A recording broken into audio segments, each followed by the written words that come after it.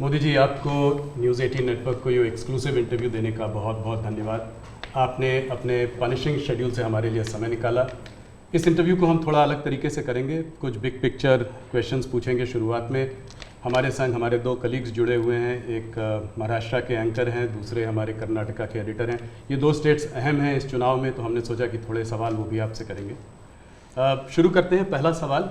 सबसे पहले तो आपको और आपके सभी दर्शकों को मेरा नमस्कार। और मुझे अच्छा लगा कि आपने अपने साथ कर्नाटका और महाराष्ट्र को भी जोड़ दिया है, तो एक प्रकार से आपने मेरी मदद की है, वरना तीनों को अलग अलग इंटरव्यू देता तो शायद मुझे और ज़्यादा टाइम देना पड़ता। बहुत धन्यवाद, स्वागत है आपका नेटवर्क 18 थैंक यू।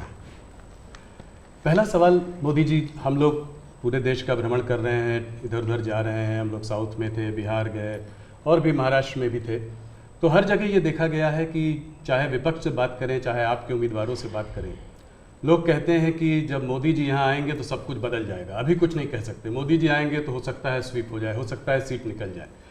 तो क्या 2024 के इस चुनाव को हम नरेंद्र मोदी पर एक रेफरेंडम की तरह देख सकते हैं, जनमत संग्रह की तरह देख सकते हैं? अब ये तो सारा खेल मीडिया के लोगों का होता है, किस समय किस प्रकार से एनालिसिस करना। लेकिन मैं इतना कहूँगा कि मैं कोई चुनाव के समय काम करने वाली सरकार नहीं चलाता हूँ।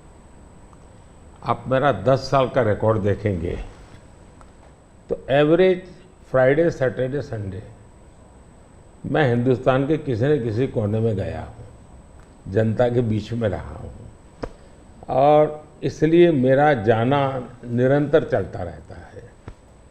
और चुनाव में मैं मानता हूँ कि लोकतंत्र का उत्सव ऐसा है कि सभी राजनीतिक दलों का कर्तव्य है कि ज़्यादा से ज़्यादा लोगों के बीच जाएं, जाकर के एक प्रकार से प्रशिक्षण का काम होना चाहिए, संवाद होना चाहिए, विचार विमर्श होना चाहिए।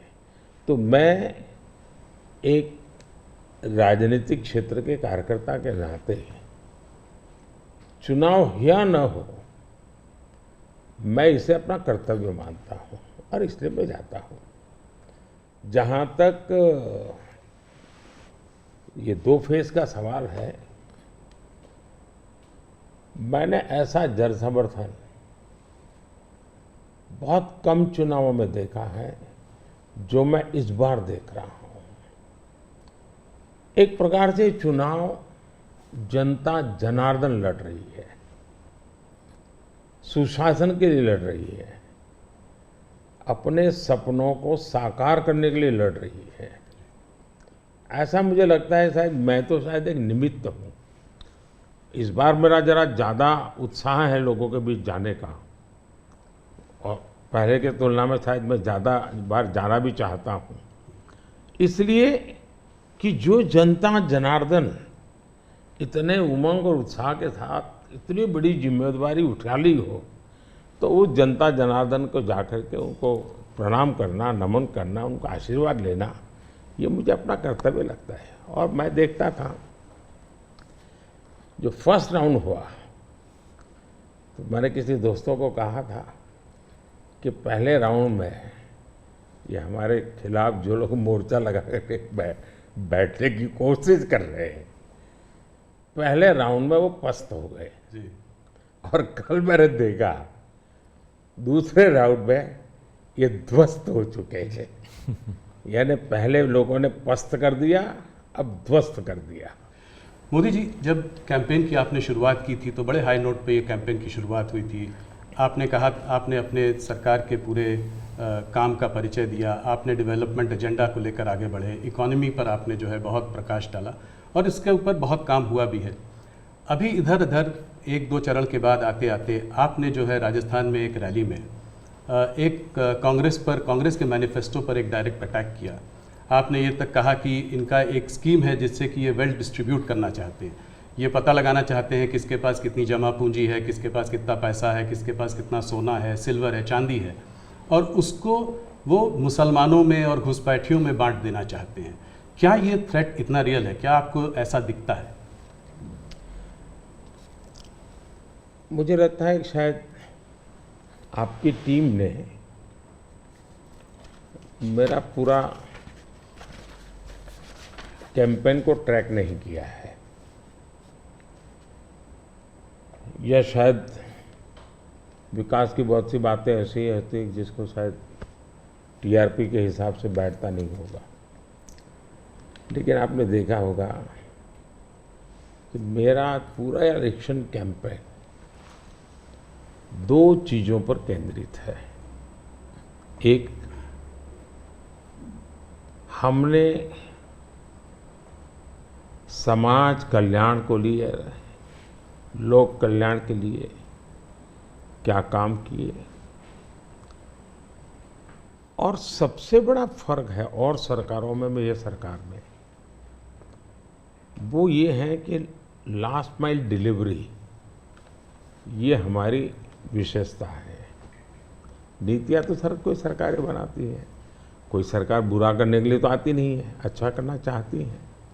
लेकिन कुछ लोगों को अच्छा करना आता है, कुछ लोग अच्छा होने का इंतजार करते हैं।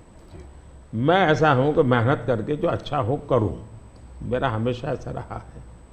अब देखिए, मैं चुनाव में लगातार बोल रहा हूं कि हमने गरीबों के लिए 4 करोड़ घर बनाए।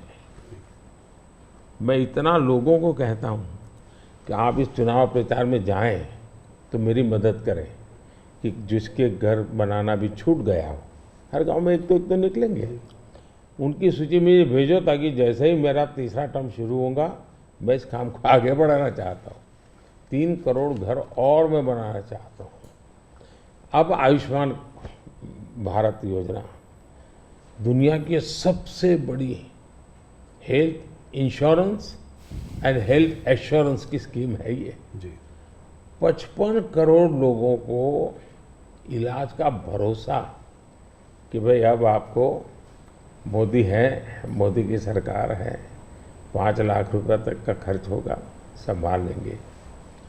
इस बार हमने मैनिफेस्टो में कहा है कि किसी भी वर्ग का, किसी भी समाज का, किसी भी बैकग्राउंड का व्यक्ति क्यों न हो, जिस भी परिवार में 70 से ऊपर की आयु के जो भी व्यक्ति होंगे, पुरुष स्त्री सब, उन सबको हम ये 5 लाख रुपए तक मुफ्त इलाज की सुविधा देंगे। इस बार हमने मैनिफेस्टो में ये भी कहा है कि जो आशा वर्कर हैं, आंगनवाड़ी वर्कर हैं, उनको हम इसका बेनिफिट देंगे। ट्रांसजेंडर जितने भी हैं, किसी भी आयु के क्यों न हो, हम उनको ये बेनिफिट देंगे। तो ये बात हम लोगों को बताते हैं।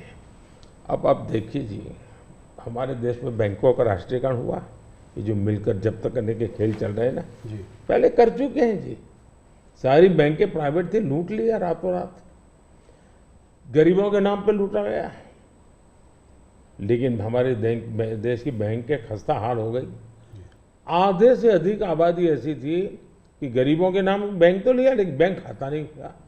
ये मोदी ने आकर के 52 करोड़ बैंक के खाते खोले, और उसका सबसे बड़ा मैंने फायदा उठाया। खाते खोल करके आंकड़ा नहीं किया मैंने, जनधन, आधार और मोबाइल, इस ट्रिनिटी को लेकर के direct benefit transfer 36 lakh crore रुपए, आंकड़ा बहुत बड़ा होता है जी। 36 लाख करोड़ रुपए डायरेक्ट बेनिफिट ट्रांसफर लोगों के खाते में गए। अगर मैंने बैंक खाते न खोले होते तो इनका बड़ा फाइनेंशियल इंक्लूजन इस दुनिया में, पूरी दुनिया में एक साल में जितने अकाउंट खुलते होंगे ना, उससे ज्यादा काम हमारे देश में हुआ है। जल जीवन मिशन हमारे देश में जी 3-4% घरों में भी घर में नल से जल आता था, वो भी ज्यादातर अर्बन लोकेलिटी में। आज 14 करोड़ ग्रामीण परिवारों को नल से जल पहुंचा है। अब ये सारे काम है, 25 करोड़ लोग गरीबी से बाहर ऐसे ही नहीं आए जी। हमने उनको इतना सशक्त बनाया, और मेरी स्ट्रेटेजी यही है कि हम गरीब को इतनी ताकत दें कि गरीब खुद गरीबी को परास्त करे। और जब गरीब अपने मेहनत से गरीबी को परास्त करता है ना, उसके बाद उसको गरीबी में वापस नहीं जाना, ये संकल्प बन जाता है। और वो देश की शक्ति बन जाता है। आज हमें फायदा है, 25 करोड़ लोग गरीबी से बाहर आए, बहुत बड़ा अचीवमेंट है जी, दुनिया इसकी तारीफ कर रही है जी। जी और ये एक मॉडल बनेगा, जी ये जो डेवलपिंग कंट्रीज है उनके लिए मॉडल बनेगा जी। अब देखिए 2014 के पहले क्या हाल था। 2014 के पहले आपके सारे मीडिया वाले निकाल दीजिए, फ्रेजाइल फाइव यही हेडलाइन होता था। जी आज जी हम वाइब्रेंट इकोनॉमी बन गए। IMF ने दुनिया के 150 देशों का समूह, जिसमें चाइना भी है, हिंदुस्तान भी है, जिसको हम कहें कि एक डेवलपिंग कंट्रीज है या जो इमर्जिंग इकोनॉमी वाले देश हैं, ऐसा का एक समूह का उनको क्लासिफाई करके उन्होंने उसका एनालिसिस किया। बड़ा इंटरेस्टिंग है, यानी एक प्रकार से ये इंडिया का पीयर ग्रुप हम कह सकते हैं। अब देखिए क्या एनालिसिस है। 1998 इंडिया पर कैपिटा GDP इस पीयर ग्रुप से 30% के आसपास थी, यानी पूरा ये 150 देशों का देश है। उस समय अटल जी की सरकार थी, 98 में अटल जी की सरकार है। 98 से 2004 अटल जी के अपने कार्यकाल में ये 30% को 35% ले गए। अच्छा था, अच्छा प्रोग्रेस हुआ। लेकिन दुर्भाग्य देखिए जी, 2004 में ये सब खिचड़ी कंपनी आ गई और ये खिचड़ी कंपनी ने अटल जी की मेहनत जो थी उस पर पानी फेर दिया। 35% को 30 पर ले आ गए वो लोग। यानी इन सारी कंट्रीज ने भारत से ज्यादा अच्छा परफॉर्म किया और हमने बुरा किया। यूपीए की सरकार में भारत डेवलपिंग वर्ल्ड की अपेक्षा और गरीब हो गया। हमसे गरीब थे वो भी हमसे आगे निकल गए। लेकिन 2014 में हमारे सरकार बनने के बाद 2019 तक में आपको खुशी होगी, हम 30 पर से 37 पे पहुंचा दिया और 24 तक मैं जब पहुंचा हूं ये मामला 42% पहुंच गया है। यानी 30 छोड़ा था, हम 42 ले और ये हाईएस्ट है जी। यानी हमारी इनकम दुनिया के और देशों की अपेक्षा बहुत तेजी से बढ़ी है। अगर आप 10 साल के कालखंड में इन्फ्लेशन को भी ले, जो महंगाई की इतनी चर्चा करते हैं ना, तो ये 10 साल सबसे कम इन्फ्लेशन वाला कालखंड रहा है। ये मैं इतना सारा जो कहता हूं और हकीकत के आधार पर कहता हूं, कठोर परिश्रम करने के बाद अचीव किया है जी। पूरी सरकार को मोबिलाइज किया है और लक्ष्य को पार करने के लिए जी जान से जुड़ गए हैं। उसके बावजूद भी मोदी क्या कहता है?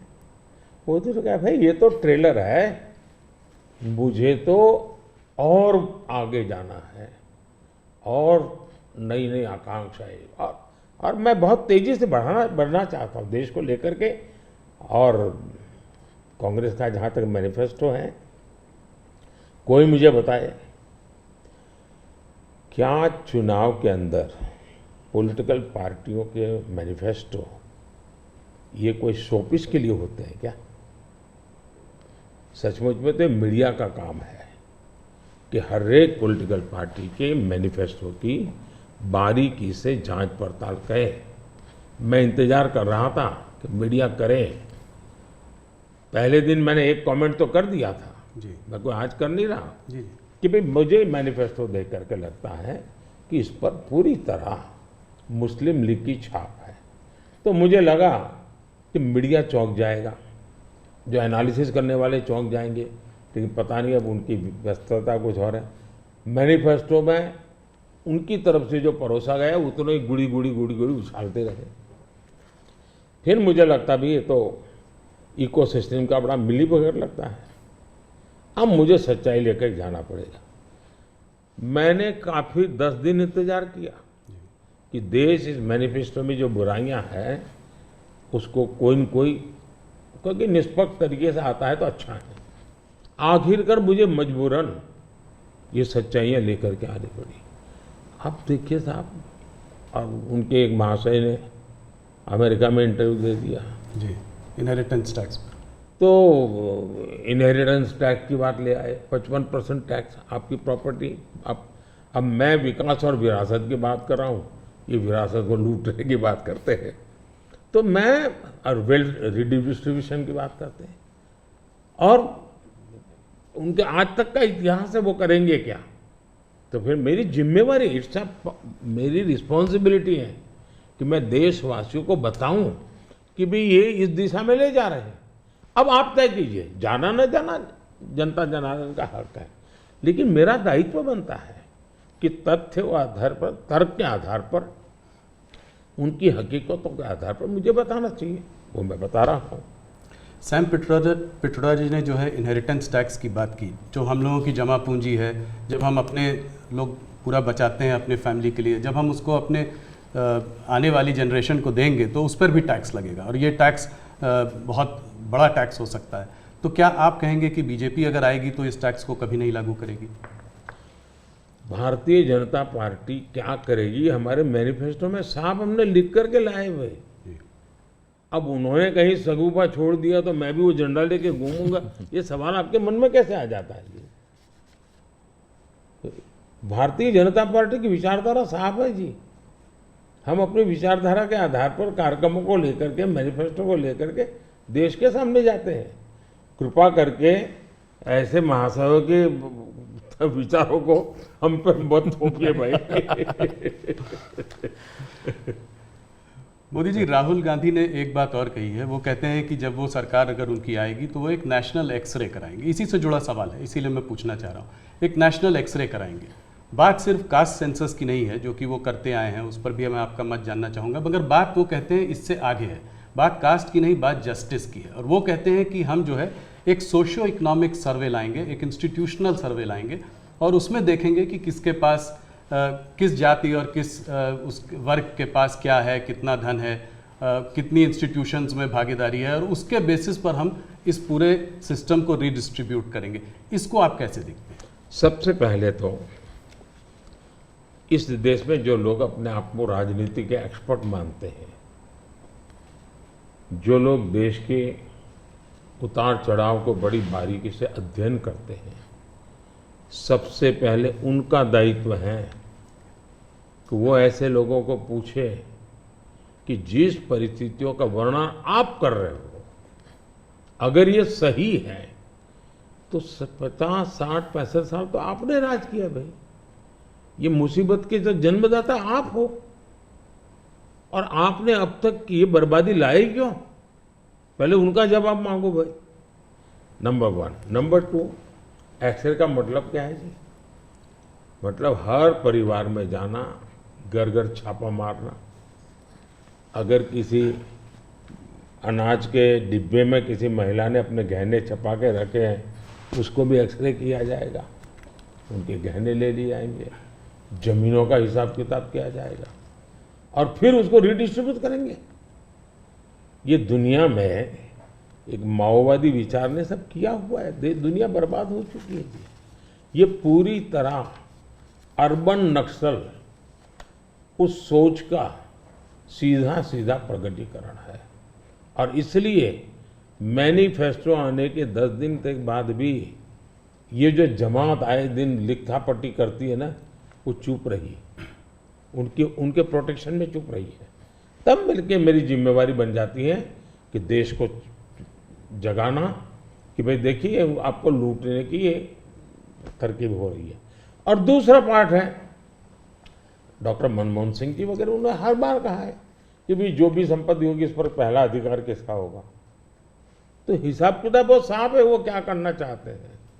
आपने ये सवाल भी उठाया है। 2006 का एक वीडियो जो वायरल हो रहा है, जिसमें मनमोहन सिंह जी ने कहा है कि गरीब मुसलमानों का पहला अधिकार रिसोर्सेज पर है, ये उन्होंने साफ कहा है। आपने उसको मैनिफेस्टो में भी ये बात पॉइंट आउट की है कि ओबीसी रिजर्वेशन का जो है पार्ट लेकर वो मुसलमानों को दे देना चाहेंगे, और 2004 से 2014 के बीच में उन्होंने 4-5 बार ऐसा करने की कोशिश की भी है। अरे भाई, ये तो बड़ा इंटरेस्टिंग सवाल आपने पूछा है।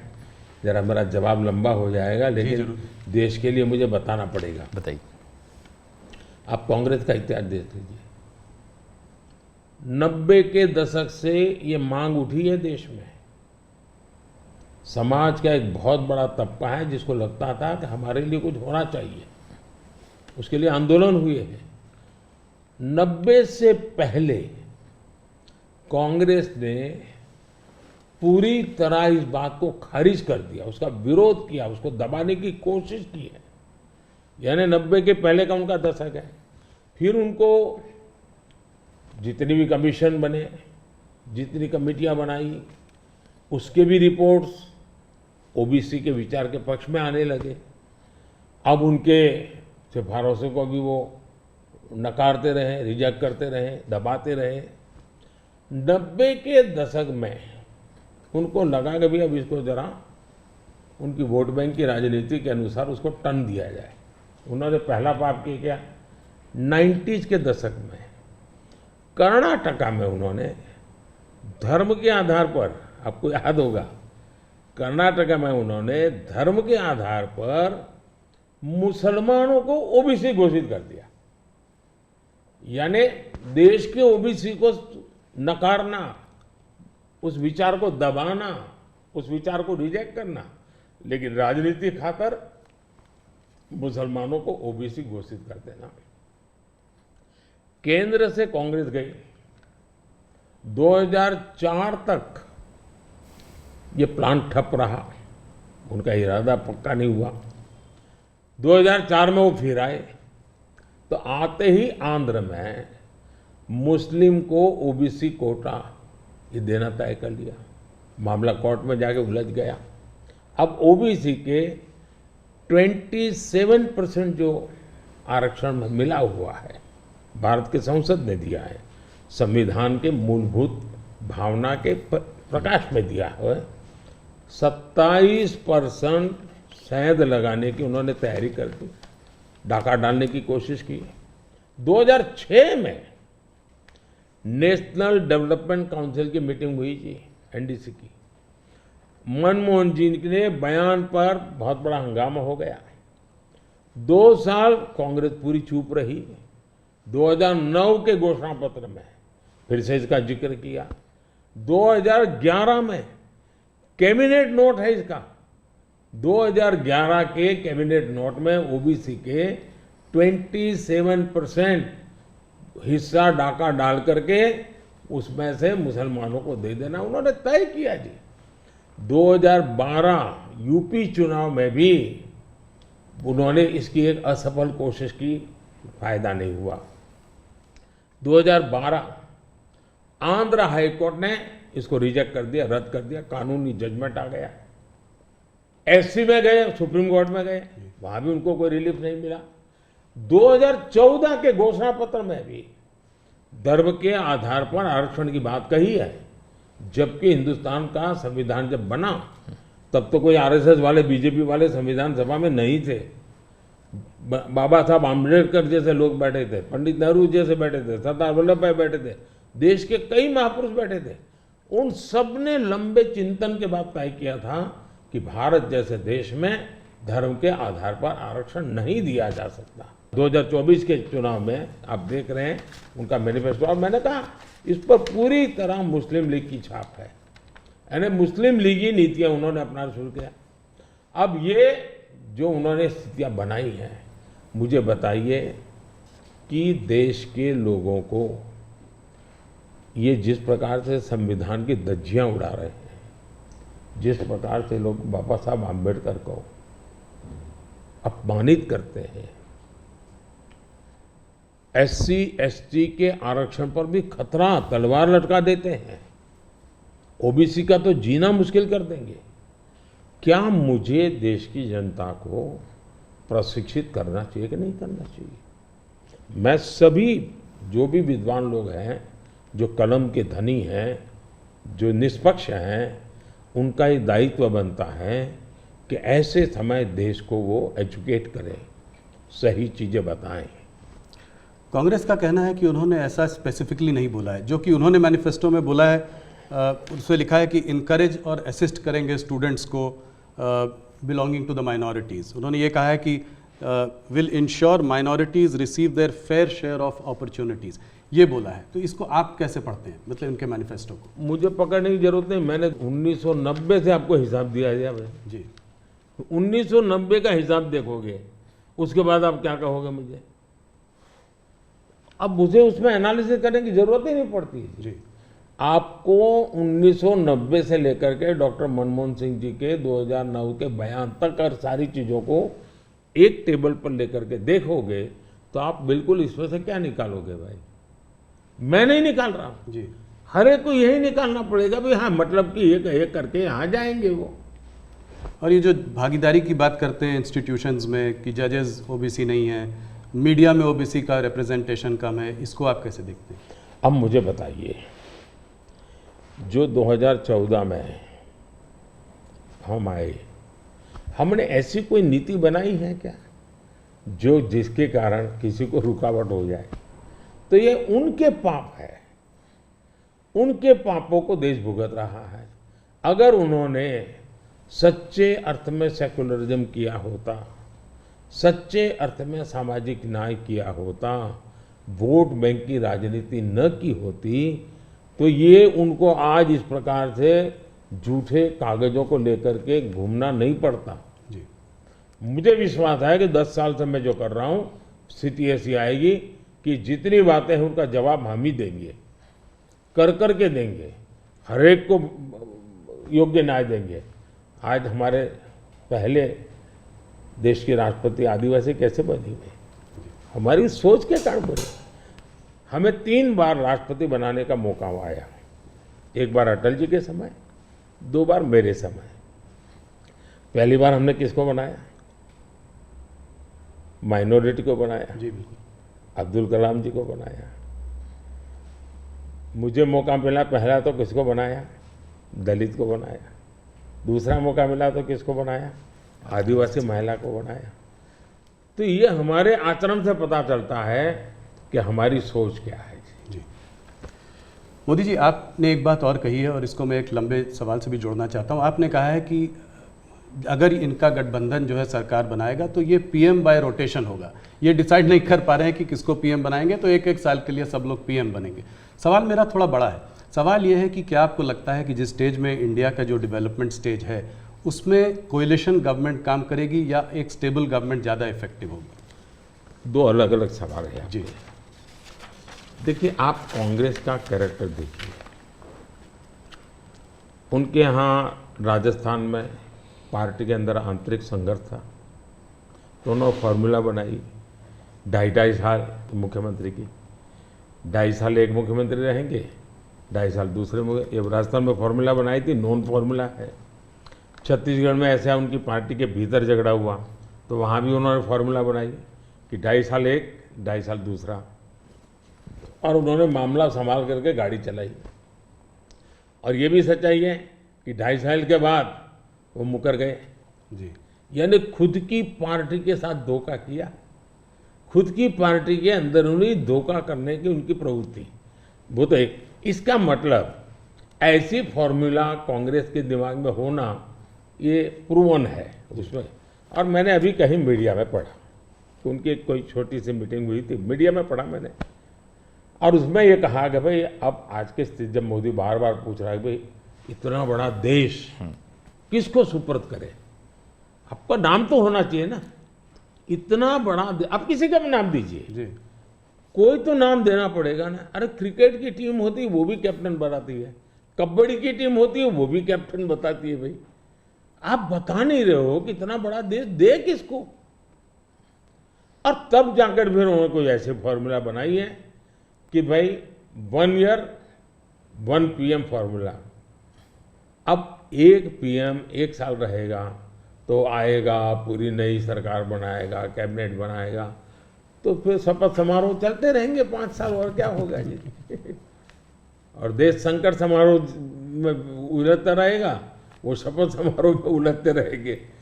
अब कोई देश ऐसे चल सकता है? इतना बड़ा देश जी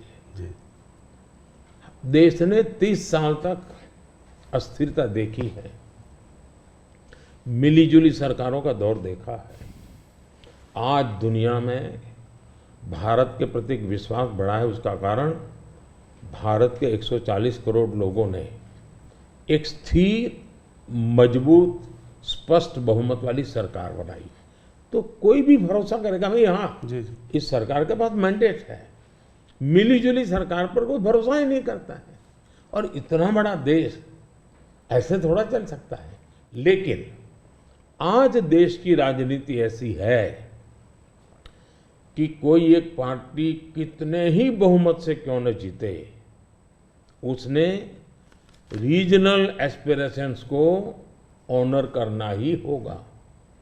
और इसलिए हमें पूर्ण बहुमत मिला, फिर भी हम सरकार एनडीए की बनाते हैं, एनडीए के साथियों को लेकर के बनाते, क्योंकि एक पार्टी को पूर्ण बहुमत मिलने के बाद भी देश के राजनीतिक उज्जवल भविष्य के लिए, देश के लोगों के एस्पिरेशंस के लिए, रीजनल एस्पिरेशंस को उतना ही रिस्पेक्ट देना चाहिए, उतना ही हिस्सा देना चाहिए। और ये कैरेक्टर एनडीए ने डेवलप किया है, भारतीय जनता पार्टी ने करके दिखाया है। आपने रीजनल एस्पिरेशंस की बात की तो उसकी बात हम लोग करेंगे। एक सवाल और जिससे पहले कि उस पर आते हैं, ऑपोजिशन की सारी पार्टीज, राहुल गांधी, कांग्रेस, सब ये कहते हैं कि मोदी जी ये जो है मैच फिक्सिंग कर रहे हैं इस चुनाव पर। उन्होंने कहा है कि ईडी, सीबीआई और ईवीएम के बिना आप चुनाव नहीं जीत सकते। क्या कहेंगे आप? ईवीएम का जवाब तो देश की सुप्रीम कोर्ट ने दे दिया है। और 2014 में इनके पास ईडी थी, इनके पास सीबीआई थी, तो हार क्यों गए भाई? मेरे होम मिनिस्टर तक को जेल में डाल दिया था, तो हार क्यों गए वो? अगर ईडी सीबीआई से चुनाव जीते जाते तो ईडी सीबीआई का काम तो इतने सालों तक कांग्रेस ने किया है, वो जीत जाते हैं जी। और इतना बड़ा देश एक म्यूनसिपैलिटी का चुनाव फिक्स नहीं कर सकते भाई, जरा करके देखो। ये संभव होता है क्या फिक्सिंग? क्या क्या दुनिया को मूर्ख बना। लेकिन दुख इस बात का है कि ऐसी बातें करने वालों को आप मीडिया के लोग उनको पूछने के बजाय हमको पूछते हो। मोदी जी थोड़ा सा लेकिन इसमें एक बात चौकस है जी, मैं मानता हूं पिछले कई दिनों से इंडिया अलायंस के लोग इतने निराश हो चुके हैं कि अभी उनको बहाने ढूंढना बहुत जरूरी बन गया है। क्योंकि पराजय के बाद भी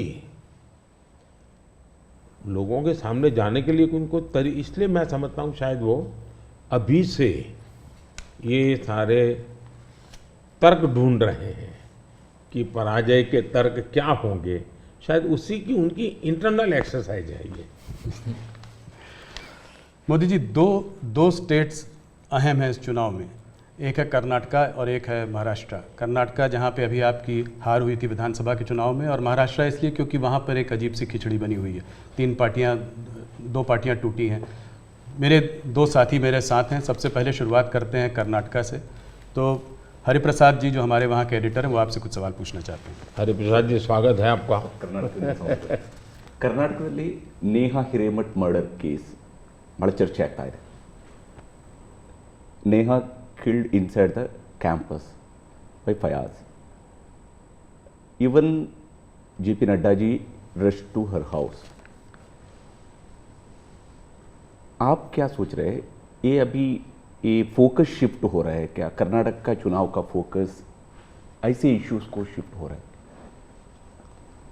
देखिए, नड्डा जी का कार्यक्रम वहाँ चल रहा था और इतनी बड़ी घटना घटी थी।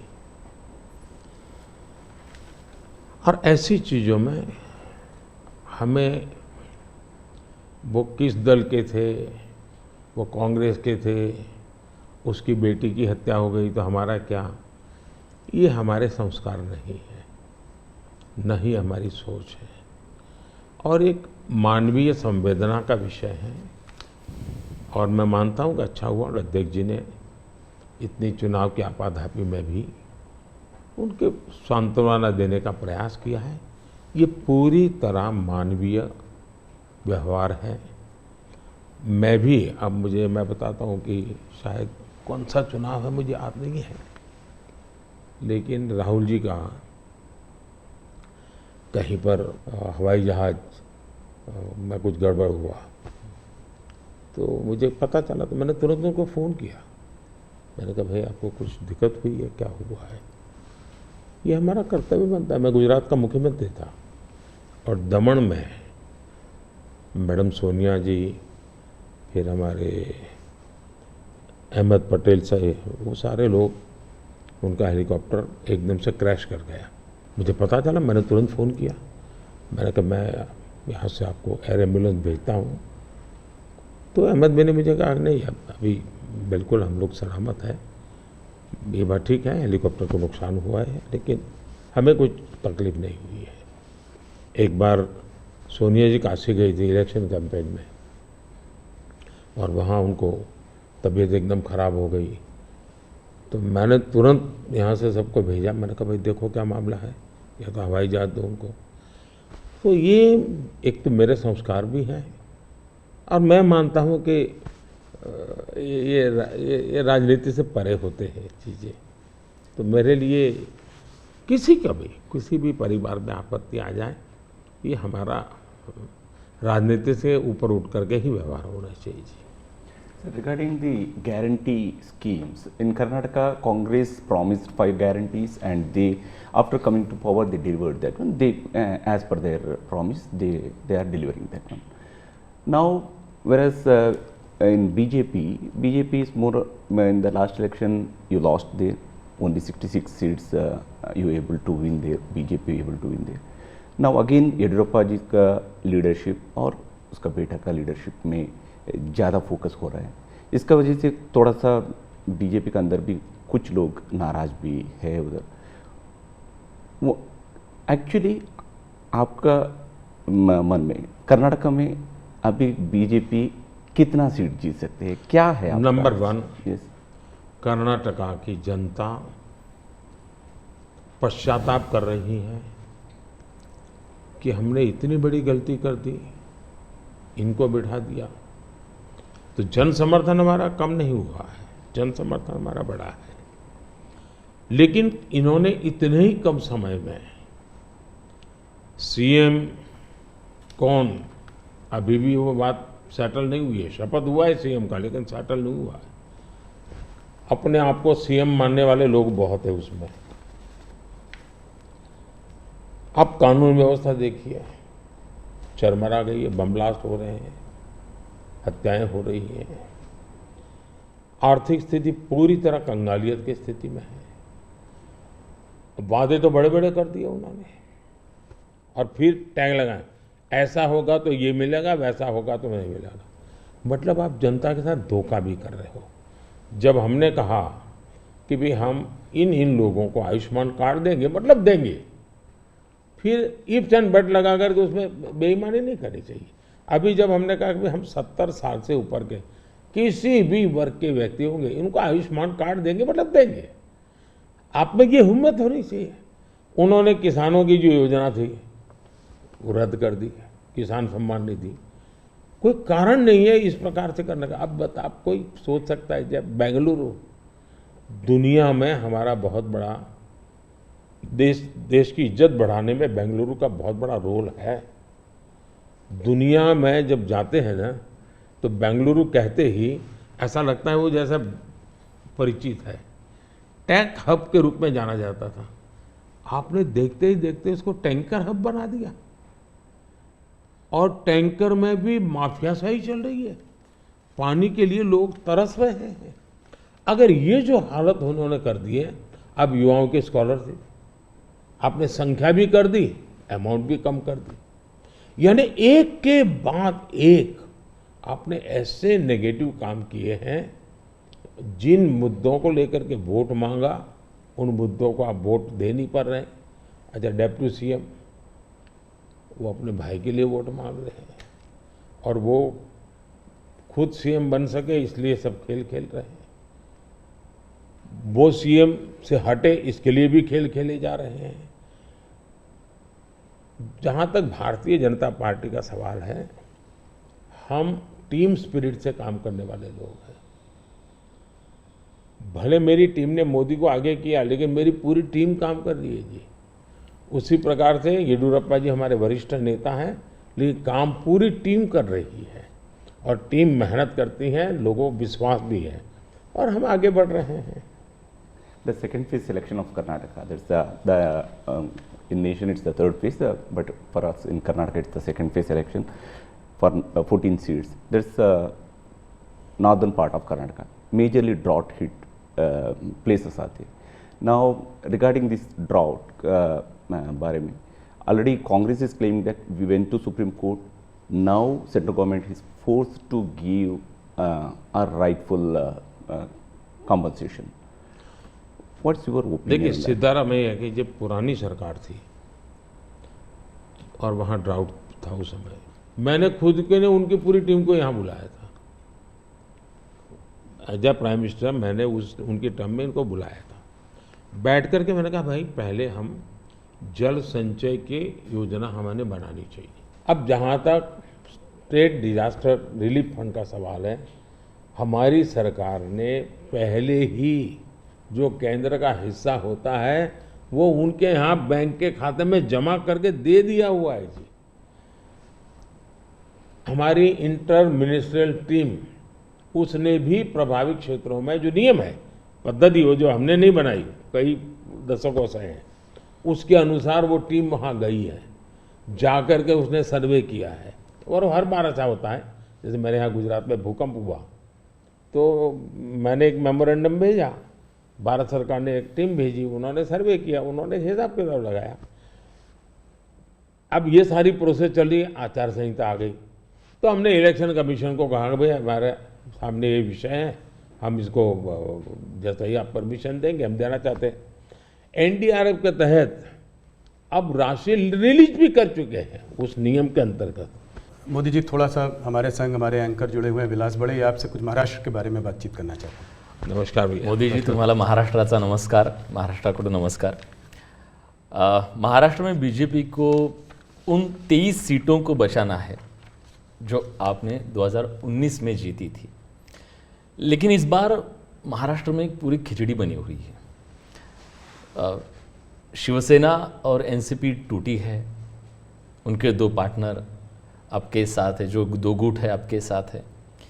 क्या उद्धव ठाकरे जी और शरद पवार जी के साथ या उनके पक्ष में आप कोई एक सिंपैथी की लहर देख रहे?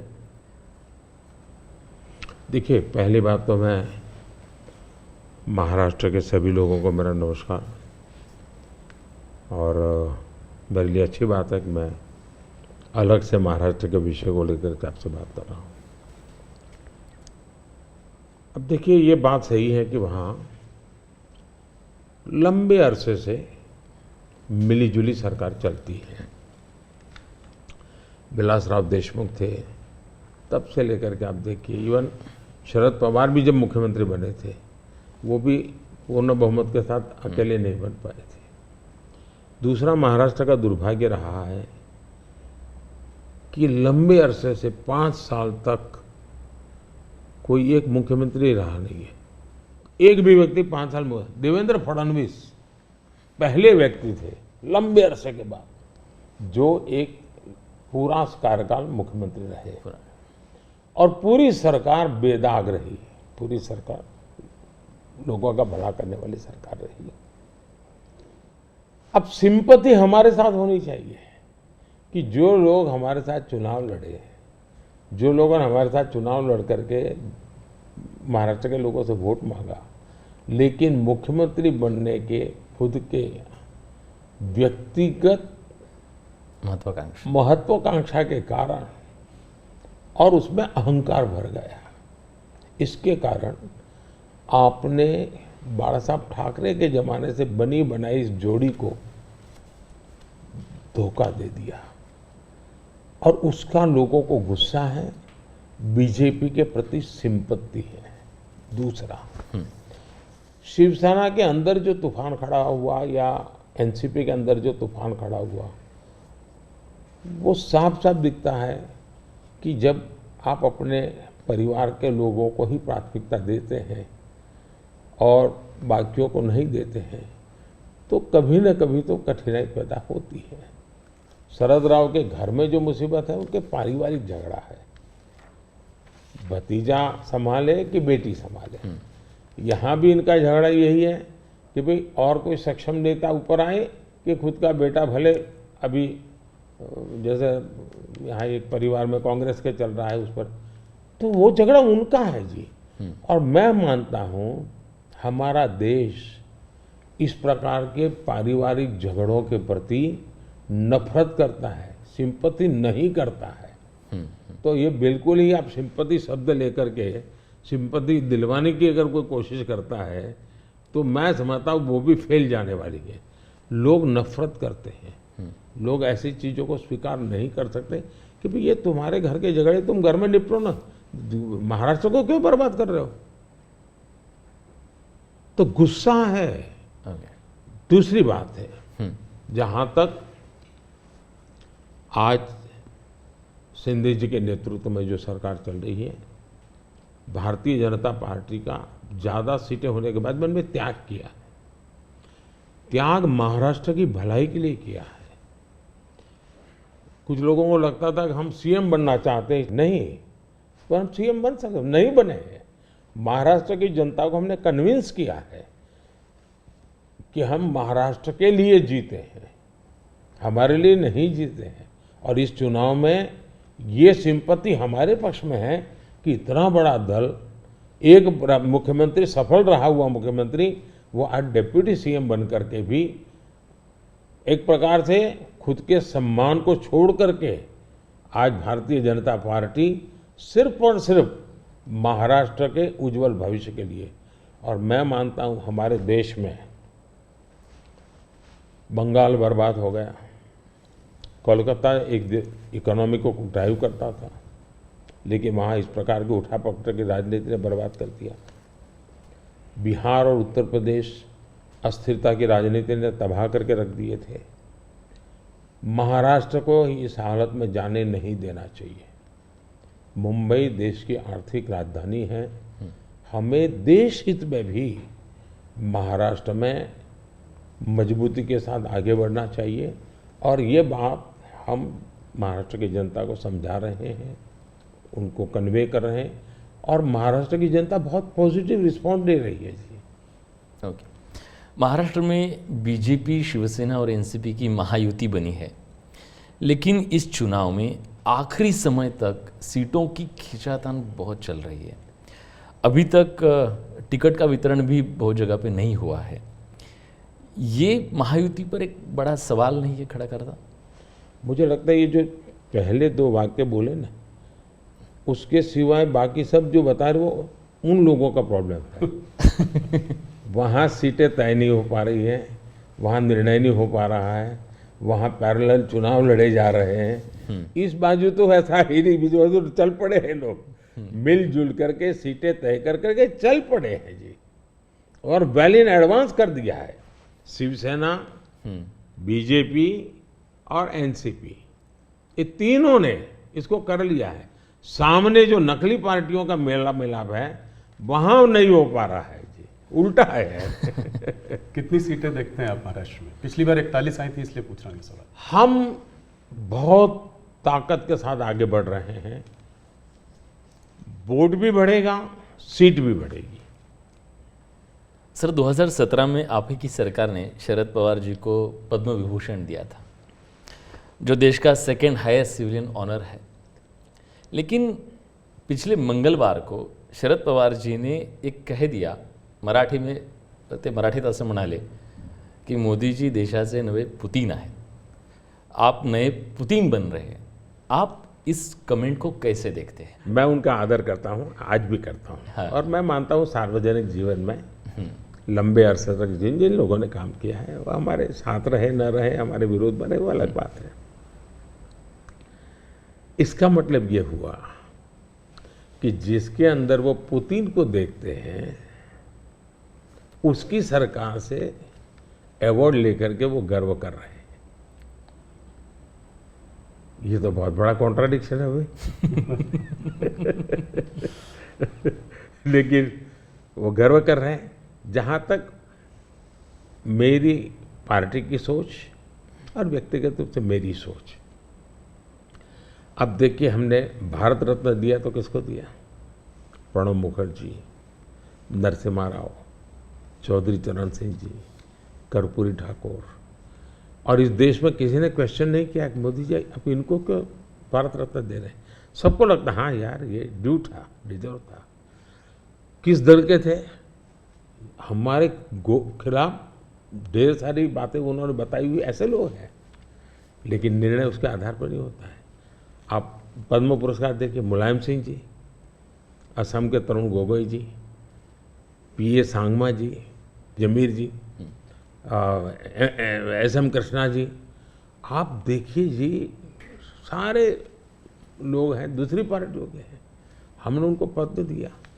हम पद्म देते हैं उनको अपने अपने क्षेत्र में जो उनका योगदान है, देश के लिए जो भी उन्होंने किया है, ये देश का दायित्व है। अवार्ड देश का है, दल का नहीं है जी। ये मोदी की पर्सनल प्रॉपर्टी नहीं है, ये भारतीय जनता पार्टी का उस पर कॉपीराइट नहीं है जी। तो मैंने पूरा पद्म पुरस्कार, तो मैं मानता हूँ कभी अगर आप स्टोरी चलाएं, मीडिया के लोग इंटरेस्ट करें, भारत में पद्म पुरस्कार को कैसे परिवर्तित किया गया, कैसे पद्म पुरस्कार एक प्रकार के सच्चे अर्थ में सम्मान बना दिया, इतना बड़ा काम उन्होंने किया है। अगर तारीफ होनी चाहिए तो इस बात की होनी चाहिए कि भाई आप बहुत बड़े सोच वाले लोग हैं कि आप ऐसे ऐसे निर्णय करते हैं। ये क्वेश्चन नहीं होना चाहिए कि आपने उनको क्यों दिया। नहीं, देने के बाद भी उन्होंने ऐसा है स्टेटमेंट, ये शर्ती थोड़ा होता है कि मैं पद्म देता हूँ मेरे लिए चुप रहना। ये कोई एग्रीमेंट थोड़ा होता है, ये गिव एंड टेक फॉर्मूला नहीं है जी। मोदी जी, थोड़ी सी बात उत्तर प्रदेश की करते हैं। सबसे बड़ा प्रदेश है, 80 सीटें वहाँ से आ रही हैं। क्या इस बार आप लोग 2014 का रिकॉर्ड तोड़ पाएंगे? 71 सीट लाई थी बीजेपी, 73 एनडीए। इस बार अगर देखें तो अखिलेश और राहुल साथ में चुनाव लड़ रहे हैं और दमखम के साथ जो है पूरे परिवार को उन्होंने वहाँ से उतारा है। खुद कन्नौज से लड़ रहे हैं अखिलेश जी, डिम्पल मैनपुरी से लड़ रही हैं, फिरोजाबाद, आजमगढ़, तमाम जगह से उनके परिवार के लोग लड़ रहे हैं। हो सकता है कि कहते हैं कि गांधी लोग भी शायद वापस अमेठी और रायबरेली से लड़े। तो इस उसमें आप इस चुनाव को कैसे देखते हैं? राहुल जी, आप जितने गर्व से सब उतरे हैं, सब 4 बार बोल रहे हैं, नहीं गर्व से ये मजबूरी है कि क्या है? परिवार के लोगों को उतारना पड़ रहा है, ये मजबूरी है। ये उनका मूल कैरेक्टर के, इसके सिवा उनके पास कोई है ही नहीं। फैमिली मेंबर के लिए लड़ना, फैमिली मेंबर के लोगों के लड़वाना, यही खेल है। अच्छा, ये पहले इकट्ठे नहीं आए क्या भाई? पहले भी इकट्ठे आ चुके हैं, बार बार इकट्ठे आ चुके हैं। लेकिन उत्तर प्रदेश की जनता को अपना भविष्य क्या है उसकी समझ पूरी है, और इसलिए मैंने पार्लियामेंट में कहा था कि आज उत्तर प्रदेश की और देश का हाल ऐसा है कि बड़े बड़े नेता लोकसभा के मैदान से भाग रहे हैं, राज्यसभा का रास्ता खोज रहे हैं, और हुआ वैसा ही है। बड़े लोग ने चुनाव लड़ने के लिए तैयार नहीं है जी। लेकिन हम एक जिम्मेवारी के साथ काम चल रहे हैं, सबको साथ लेकर के चल रहे हैं, और मुझे पक्का विश्वास है कि अब शायद कुछ बचेगा नहीं उनका, कुछ नहीं बचेगा। 2014 से बेहतर परफॉर्मेंस होगी, उनका कुछ बचेगा ही नहीं जी। जी। एक सवाल और, आप इसका पार्ट जवाब दे चुके हैं, इसलिए मैं उसको संक्षेप में पूछूंगा। ऑपोजिशन कांग्रेस सब आपके पीछे कहता है कि सरकार जो है ईडी, सीबीआई, इंटेलिजेंस एजेंसीज का इस्तेमाल कर रही है। आपने कहा है कि ईडी इंडिपेंडेंट है। सिर्फ एक सवाल यह है कि ऐसा देखा गया है कि 25 नेता का एक एनालिसिस एक न्यूज़पेपर ने की थी कि 25 नेता जब ऑपोजिशन पार्टी से बीजेपी की तरफ आ गए तो उसमें से 23 लोगों के ऊपर से जो है इस तरह के केसेस को या तो ठंडे बस्ते में डाल दिया गया या ड्रॉप कर दिया गया। इस बारे में पहली बात है, एक भी केस ड्रॉप नहीं किया गया है। जो अदालत कहेगी वही होगा, हम कोई निर्णय नहीं लेंगे, स्वतंत्र है। दूसरी बात है, पॉलिटिकल लीडरशिप के केस कितने हैं भाई? ओनली 3%। 97% अच्छे अच्छे ब्यूरोक्रेट जेल में है। आखिर के इन संस्था का जन्म क्यों हुआ है भाई? अगर इन संस्थाओं का जन्म इसी काम के लिए हो तो काम नहीं करेगी क्या? और अदालत इतनी बड़ी है जी, किसी को जमानत नहीं दे रही है अदालत, तो अदालत देखती होगी ना भाई। और भ्रष्टाचार के मामले में हम कम से कम उसको लाइट न ले जी। सचमुच में देश में चर्चा होनी चाहिए कि पहला एक जमाना ऐसा था आपको आरोप लगता था ना तो भी हिल जाते थे। आज गुनाह सिद्ध हो चुका, सजा हो चुकी, फिर भी आप हाथ ऊंचा कर कर करके फोटो निकलवा रहे हो, आप भ्रष्टाचार का महिमा मंडन कर रहे हो। इस देश में ये आलोचना का विषय होना चाहिए। भ्रष्टाचार को न्यू नॉर्मल के रूप में ट्रीट नहीं करना चाहिए, वरना इस देश का बहुत नुकसान होगा जी। ये सवाल बीजेपी और अदर्स का वाला नहीं है, देश के लिए ठीक नहीं है कि आप इसको न्यू नॉर्मल बना दें। और मैं देख रहा हूँ धीरे धीरे धीरे ऐसा वातावरण बनाया जा रहा है, हाँ ठीक है यार वो तो चलता रहता है। यही तो देश, गरीब आदमी मर रहा है जी। हमने कैसे भी करके इससे देश को मुक्त करना चाहिए, रिजॉल्व होना चाहिए कंट्री का, वो नहीं हो रहा है जी। और मैं तो मानता हूँ कि भाई देखिए, मैं जो कोशिश कर रहा हूँ, एक सिस्टम को पॉलिसी ड्रिवन बनाओ, टेक्नोलॉजी को भरपूर लाओ। आज हमने, पहले एक प्रधानमंत्री कहते थे 1 रुपया जाता है 15 पैसे पहुँचता है जी। आज मैं कहता हूँ 1 रुपया जाता है पूरे 100 पैसे पहुँचते हैं, डायरेक्ट बेनिफिट ट्रांसफर। क्यों? सिस्टम को सुधारो भाई। हमने जेम पोर्टल बनाया, करप्शन को कम करने की दिशा में हमारा बहुत बड़ा कदम है जी। दूसरा, समाज को भी जगाओ, समाज को भी आदत डालो कि भाई भ्रष्टाचार बुरा है, किसी भी स्तर पर भ्रष्टाचार से मुक्त रहना चाहिए। और देश में वो वातावरण बन रहा है, पॉलिटिकल लोगों को डर नहीं है। और मैं मानता हूँ उसमें कुछ मात्रा में ये जो सिर्फ हमारा विरोध है इसलिए उनका समर्थन कर देना, ये शोभा नहीं देता है भाई। आपने पिछले कार्यकाल में काफ़ी बड़े काम किए, आर्टिकल 370 को रद्द किया, सीएए को लेके आए, मगर ऑपोजिशन लीडर्स इस कैंपेन में सब कह रहे हैं कि अगर वो सरकार बनाएंगे तो इन सब को जो है सीएए को रिपील कर देंगे। ममता बनर्जी खास करके कह रही हैं सीएए को इम्प्लीमेंट नहीं होने देंगी। इसको आप कैसे देखते हैं? पहली बात है कि जिसको भारत का संविधान समझ है, जिसको भारत के फेडरल स्ट्रक्चर का पता है, किसके पास कौन काम है वो सब पता है, वो कभी ऐसी बात बोलेंगे नहीं, क्योंकि ये उनके अधिकार क्षेत्र का विषय ही नहीं है जी। अगर मोदी भी राज्य का मुख्यमंत्री होता है तो नहीं कर सकता है जी। जो भारत सरकार के विषय हैं वो भारत सरकार करेगी, जो राज्य सरकार के विषय होते हैं वो राज्य सरकार करेगी। लेकिन जनता को मूर्ख बनाने की फैशन हो गई है, जनता को अंधेरे में रखने, इसलिए वो कुछ भी बोलते रहते हैं। दूसरी बात है, मैं चैलेंज करता हूँ कांग्रेस पार्टी कल प्रेस कॉन्फ्रेंस करके बता दें कि हम 370 वापस लाएंगे, क्योंकि 370 हटने के बाद ये लोग संविधान की इतनी बड़ी बातें करते हैं ना जी। बाबा साहब अम्बेडकर के नाम पर, हमको इतनी गालियाँ देते हैं। हिंदुस्तान में बाबा साहब अम्बेडकर का संविधान पूरे देश में लागू नहीं हुआ था। जम्मू कश्मीर में 70 साल तक भारत का संविधान नहीं लगा है। ये हमने आकर के भारत के संविधान, और वहाँ दलितों को पहली बार आरक्षण मिल रहा है जी। वाल्मीकि समाज वहाँ रहता है, वहाँ पहली बार आरक्षण मिल रहा है। ये सब क्या बातें करते हैं जी। और उनकी हिम्मत है क्या? वो प्रेस कॉन्फ्रेंस करके बोले कि हम 370 फिर से वापस लाएंगे। हिम्मत है तो कोई भी दल हिम्मत है तो आ जाए मैदान में। मोदी जी, बंगाल की तरफ चलते हैं। वेस्ट बंगाल में जो है इस बार चुनाव काफ़ी ज़ोरों में लड़ाई हो रही है। पिछली बार जब आप 2019 में 18 सीट लाए थे 42 में, तो लोग चकित रह गए थे, लोगों को उम्मीद नहीं थी कि आप 18 सीट लाएंगे। इस बार आपके एक नेता ने कहा है कि 36 सीट आ सकती है। राजनाथ जी ने मुझसे इंटरव्यू में कहा था कि 36 सीट आ सकती है। कैसे देख रहे हैं इस वक्त माहौल को? देखिए, जहाँ तक लोगों का चकित वाला जो आप कह रहे हैं ना, उनका प्रॉब्लम यह है कि मुझे 10 साल हो गए, अभी भी वो मानने को तैयार नहीं कि देश की जनता ने मोदी नाम के किसी व्यक्ति को प्रधानमंत्री बनाया।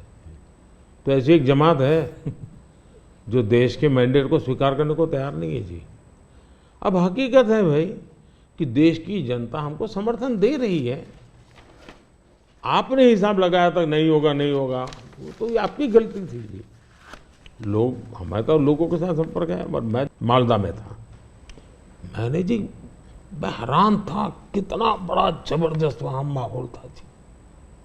अब जनता जनार्दन का विश्वास बन रहा है कि देश में एक स्थिर मजबूत सरकार है। बंगाल में भी उसका परिणाम अच्छे मिले। और टीएमसी के शासन में महिलाओं पर जो अत्याचार हो रहे, संदेश खाली की जो घटना है पूरे देश को हिला दिया है जी। और उसका गुस्सा निकलना ही निकलना है मतदान में। आखिर जनता के पास तो मताधिकार है, उससे से अपना गुस्सा निकालेंगे जी। तो गुस्सा निकलना है, बहुत स्वाभाविक है। आपने देखा होगा नोटों के ढेर, क्या कभी आपके टीवी वालों ने इतने सारे नोटों के ढेर कभी पकड़े गए देखा था? पिछले कुछ सालों में आप लगातार 50 करोड़ के ढेर, 300 करोड़ के ढेर, 250 करोड़ के ढेर, 200 करोड़ के ढेर, देश चौंक गया है जी। आप कितना ही इसको दबाने की कोशिश करो, लेकिन देश के दिल दिमाग में स्थिर हो चुका है कि लूटने वाले लोग हैं। तो इस बार जीत और बड़ी होगी।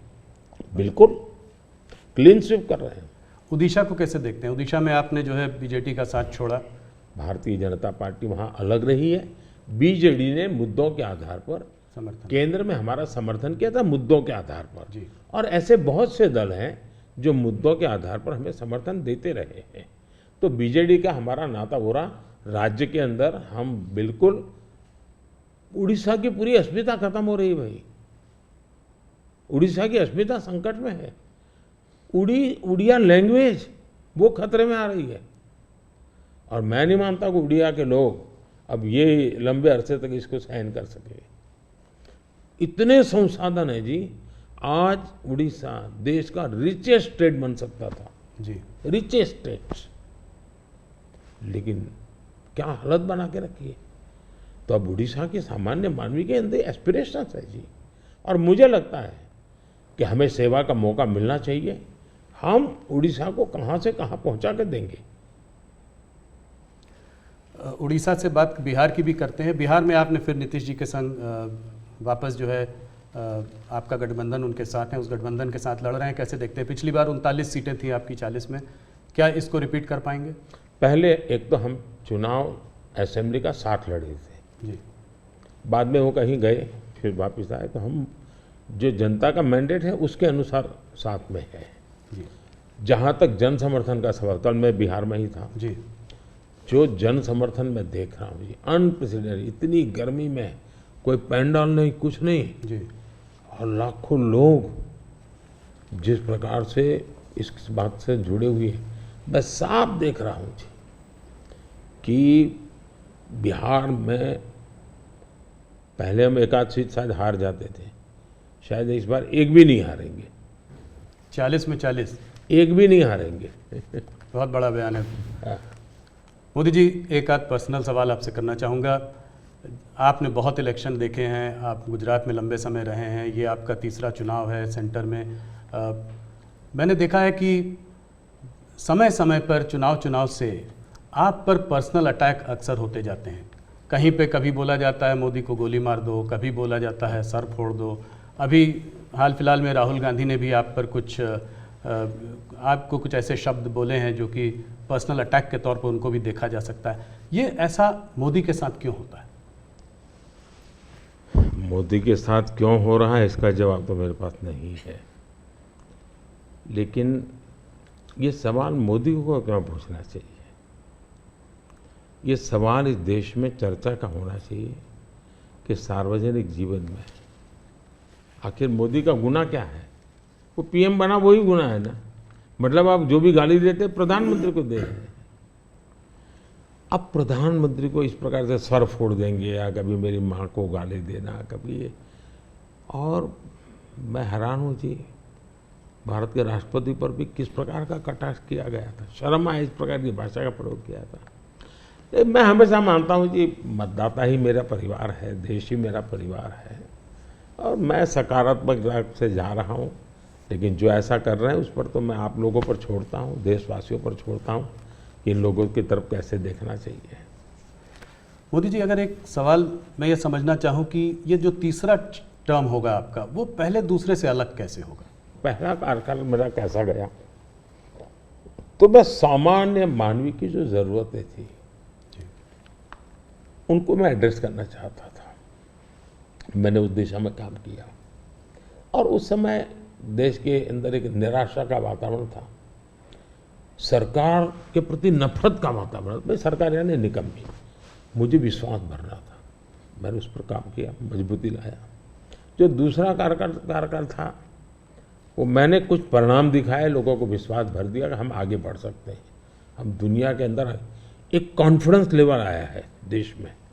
वो कॉन्फिडेंस एक बहुत बड़ी ताकत है। अब आगे जो मेरा कार्यकाल है, मुझे ये जो हताशा में से विश्वास में परिवर्तित हुआ, आकांक्षा में परिवर्तन हुआ, जो एस्पिरेशंस के अंदर परिवर्तित हुआ, अब मुझे देश को तीसरी आर्थिक महाशक्ति बनाना है। लेकिन ये जब मैं 11 से 5 पे लाया, उसी की कंटिन्यूटी है जी। जी ये मैं 5 वर्ष और निकम्मा और 3 वाला अच्छा, ऐसा नहीं हो सकता जी। तो पहले मनमोहन सिंह के समय पर 11 तक थे, हम जोर लगा करके 5 पर ले आए, अब जोर लगा करके 3 पर ले जाएंगे। तो हम हर चीज़ में कंटिन्यूटी करना चाहते हैं। अब जैसे बिजली, हमने बिजली पहुंचाने का बड़ा अभियान चलाया, बिजली पहुंचा दी। अब मेरा लक्ष्य है PM सूर्यघर योजना और 0 बिजली बिल, और मैं हर घर पर सोलार सिस्टम लगे, और मैं सिर्फ बिजली का बिल 0 चाहता हूँ इतना ही, मैं 3 चीज़ें चाहता हूँ। एक, हर परिवार का बिजली का बिल 0 हो। दूसरा, अतिरिक्त बिजली जो हो वो बेचे, कमाई करे। तीसरा, जमाना इलेक्ट्रिक व्हीकल का आएगा। मुझे आत्मनिर्भर होना है एनर्जी के सेक्टर में, और इसलिए मैं चाहूँगा जो इसके पास भी स्कूटी हो, मोटर हो, जो भी हो, उसका चार्जिंग अपने घर में ही हो जाए और सोलार से हो जाए। मतलब आज उसका जो ट्रांसपोर्टेशन का महीने का 1000-2000 रुपया खर्चा आता है, वो भी 0 हो जाए। ये त्रिविध बेनिफिट नागरिक को और देश को, पर्यावरण का बेनिफिट, देश को आज पेट्रोलियम इंपोर्ट करने का जो अरबों अरबों डॉलर जा रहे हैं बाहर, वो बंद हो जाएगा। तो मल्टीपल बेनिफिट वाला योजना। अब जैसे स्टार्टअप हब, मैन्युफैक्चरिंग हब बनाना है, मुझे इनोवेशन हब बनाना है, यानी मैं एक बिल्कुल नए एरिया पर देश को ले जाना चाहता हूँ, और बड़े कॉन्फिडेंस का, और विजन मेरा क्लियर है, मुझे कोई दुविधा नहीं। मेरे पास तय है नेक्स्ट 100 डेज में, 4 जून के बाद 100 डेज में मुझे क्या काम करना है, अभी से मेरे पास क्लियर है।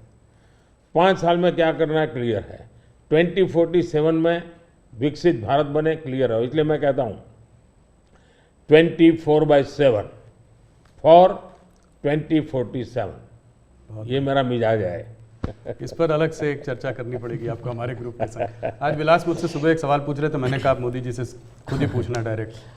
आपने आपकी पूरी यात्रा में बहुत सारी कठिनाई का सामना किया है। ऐसी हालत में भी आप टफ डिसीजन लेते हैं, ये कैसा कर पाते हैं? देखिए, मैं टफ डिसीजन वगैरह नहीं लेता हूँ, मैं सही डिसीजन लेता हूँ। कोई टफ डिसीजन होता नहीं, सही होते हैं। किसी को टफ लगे, किसी को ना लगे, ऐसा हो सकता है। लेकिन फिर भी मैं सोचता हूँ कि ये सब कैसे होता है। जैसा अचरज आपको होता है, मुझे भी होता है कि मोदी ये कैसे करता है। फिर मैं सोचता हूँ नहीं, शायद परमात्मा ने ही मुझे इस काम के लिए भेजा हुआ है। मुझसे जो कुछ भी है वो कोई ईश्वरीय शक्ति करवा रही है, और वो ईश्वरीय शक्ति, ईश्वरीय प्रेरणा से मैं करता रहता हूँ। ये कोई परमात्मा की देन है। परमात्मा ने मुझसे कुछ काम लेना तय किया है, किसी पर्पज के लिए परमात्मा ने मुझे भेजा है, और इसलिए मैं ये जो बाकी तूफान चल रहा है उससे बहुत परे रहता हूँ। लेकिन इस तूफान में शांत कैसे रहते हैं? वही, मैं उससे परे रहता हूँ। मुझे शायद परमात्मा ने यही राह दिखाई है कि तुम उन चीज़ों में मत उलझो, तुझे कोई बड़ा काम करना है, तुम अपने काम में लगे रहो। तो परमात्मा का निर्देश है, परमात्मा की इच्छा है, परमात्मा की योजना है, और शायद ये उसी का मैं एक निमित्त हूँ, कुछ नहीं हूँ। इसी से जुड़ा सवाल था कि आपको हम लोग देखते हैं, हमको आपका शेड्यूल मिलता है, आप इतना ट्रैवल कर रहे हैं, दिन में 5, 4, 6 रैली, वो भी कोई इस प्रदेश में तो कोई दूर दूसरे प्रदेश में। तो इस सब में आप फिट कैसे रहते हैं? कौन सी ऐसी शक्ति है जो आपको ये दृढ़ संकल्प दे रही है आगे बढ़ने का? पहली बात तो मैंने कहा ना कि ये मैं नहीं कर रहा हूँ, ये ईश्वर ने तय किया हुआ है। ईश्वर ने मुझे शायद इसी काम के लिए भेजा है, क्योंकि मैं जिस परिवार में पैदा हुआ हूँ जी, मेरी माँ ने कुछ पढ़ी लिखी नहीं थी, उसे स्कूल नहीं देखा था, मेरा कोई पॉलिटिकल बैकग्राउंड नहीं है, और इतना बड़ा देश, इतना काम ईश्वर नहीं करेगा तो कौन करेगा जी। और मेरे लिए दो ईश्वर हैं, एक जिसको हम देख नहीं पाते हैं, और दूसरे वो जो जनता जनार्दन है। मैं जनता जनार्दन को भी ईश्वर का ही रूप मानता हूँ, और दूसरा परमात्मा के प्रति मेरी अपार श्रद्धा है। शायद परमात्मा ने मुझे इस काम के लिए भेजा है, जनता जनार्दन ने आशीर्वाद दिया है, शक्ति दी है। जहाँ तक मैं काम क्यों कर पाता हूँ, मैं मेरे लिए जीता नहीं हूँ, न मैं मेरे लिए जन्मा हूँ। तो मेरे मन में हमेशा रहता है कि मुझे जितना समय मिला है उसका पल पल मैं देश के काम आऊँ। जहाँ तक मैं दौड़ता मेरा लगता है लोकतंत्र एक बहुत बड़ा उत्सव है, फेस्टिवल है जी। ये जनता जनार्दन के दर्शन करने का अवसर है जी। हमें मौका लेना चाहिए, जितना जनता जनार्दन के दर्शन कर सकते करना चाहिए। लोकतंत्र का एक उत्सव है जिसमें संवाद होना चाहिए जितना ज़्यादा। तो मैं इसको एक, वैसे हम घर में कोई बड़ी पूजा करते हैं ना, कैसे इन्वॉल्व होते हैं, मेरे लिए पूजा का समय है। मेरे 140 करोड़ देवता, उनकी मैं पूजा कर रहा हूँ, उस भाव से मैं चलता हूँ, लगा रहता हूँ उनमें, वो खप जाता हूँ और थकता नहीं हूँ, भगवान को देख के आता हूँ। मोदी जी बहुत बहुत धन्यवाद आपका, आपने अपने समय, इतना समय निकाला। आपके नारे की तरह इस बार हमारा भी एक नारा है, अगली बार सिर्फ न्यूज़ 18 पर आर पार। बहुत बहुत धन्यवाद, आपने हम लोगों को समय दिया। चलिए, बहुत बहुत धन्यवाद। धन्यवाद। सगळ्यांना माझे नमस्कार। सगळ्या महाराष्ट्रातल्या जनतेला